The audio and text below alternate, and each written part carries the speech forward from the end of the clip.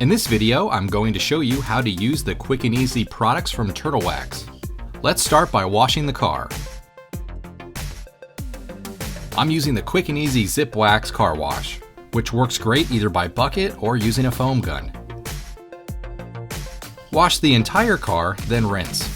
Skip drying, leave the car wet, then use the Wax and Dry spray wax.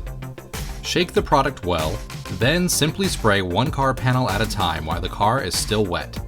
Dry at the same time with a clean microfiber towel or a cotton cloth.